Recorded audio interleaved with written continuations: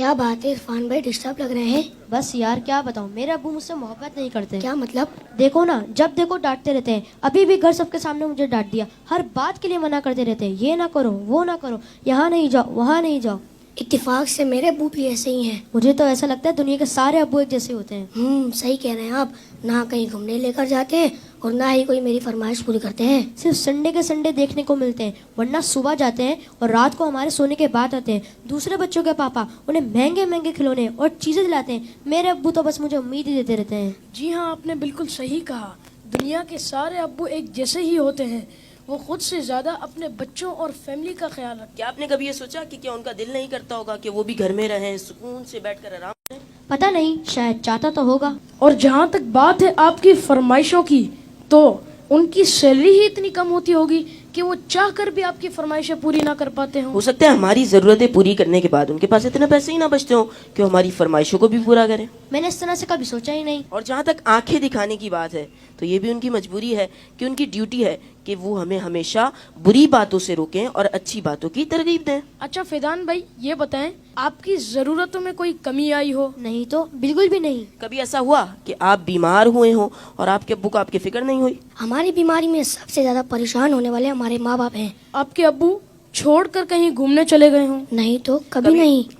کبھی ایسا ہوا کہ آپ کے ابو نے خود تو کچھ اچھا کھایا اور آپ کو نہ دیا ہو؟ کبھی نہیں. اگر کوئی اچھی ڈش کم ہوتی ہے تو وہ ہمیں دے دیتے ہیں اور کہتے ہیں تم کھا لو، میرا دل نہیں چاہ رہا. اگر یہ پیار نہیں ہے، محبت نہیں ہے، تو پھر کیا ہے؟ ماں اور باپ دونوں ہی محبت کرتے ہیں، لیکن ماں کی محبت نظر آ جاتی ہے اور باپ کی محبت کو محسوس کرنا پڑتا ہے. میں کتنا غلط سوچ رہا تھا اپنے ابو کے بارے میں. لو یو ابو. Love you very much. باپ ہی ہوتا ہے. باپ ایک سایہ دار درخت ہوتا ہے. آج ان بچوں کی باتوں نے مجھے اپنے والد بھی یاد دلا دی ہے. واقعی اچھے کھانے انہوں نے ہمیں ہی کھلائے، اچھی چیزیں انہوں نے ہمیں ہی عطا کی. اور وہ بچے جن کے والدین ان کی فرمائشیں پوری نہیں کرتے نا، انہیں یہ سوچنا چاہیے. صرف میں بچوں سے بات نہیں کروں گا، گھر کے اور بھی افراد ہیں، زوجہ بھی ہے، بیٹی بھی ہے. وہ کہتی ہے ابو آپ ہمارے لیے کچھ لاتے نہیں ہیں. بیوی کہتی شوہر سے آپ کچھ لاتے نہیں. اس بیچارے سے تو پوچھو اس کی مجبوری کیا ہے. صبح سے گھر سے نکلتا ہے، چاہے سردی ہو چاہے گرمی ہو. کوئی موٹر سائیکل پر جاتا ہے، کوئی بس پہ بیٹھ کے جاتا ہے، کوئی دو بسیں بدل کے جاتا ہے، بارش میں بھی جاتا ہے. کیوں جاتا ہے؟ کہ چھٹی کروں گا تو تنخواہ کم ہو جائے گی.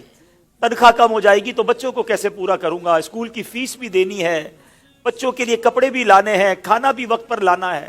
ہر چیز ہمیں تیار ملتی ہے. اس کی سورس کون ہے؟ وہ سورس ہمارے والد ہیں. اور بہت پیاری بات اس بچے نے کہی کہ ماں کا پیار تو نظر آتا ہے، والد کا پیار محسوس کرنا پڑتا ہے. پوچھو ان سے جن کا باپ چلا گیا. والد ایک سایہ دار درخت ہے. کبھی درخت کو دیکھا آپ نے؟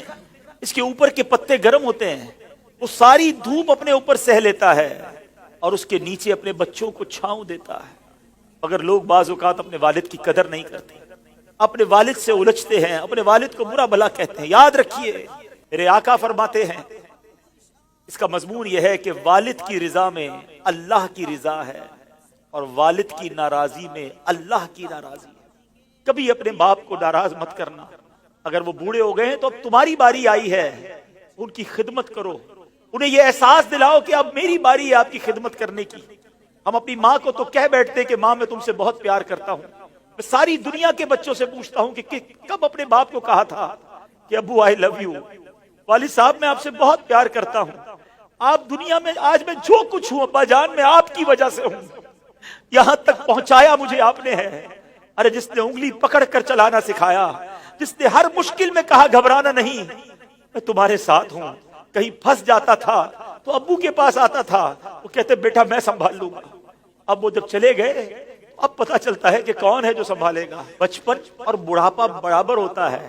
جب ہم چھوٹے تھے ہم نے بڑی ضدیں کی، ہم نے بہت اپنی باتیں منوائیں. اب سمجھو والد صاحب کا جب بڑھاپا آ گیا تو میں نے ان کی باتیں ماننی ہے.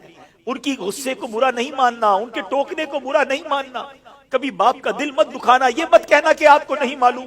ارے اسے کہتے ہو کہ نہیں معلوم جس نے ہمیں چلنا سکھایا، جس نے ہمیں کھڑا ہونا سکھایا، ہر مشکل میں جس نے ہماری مدد کی.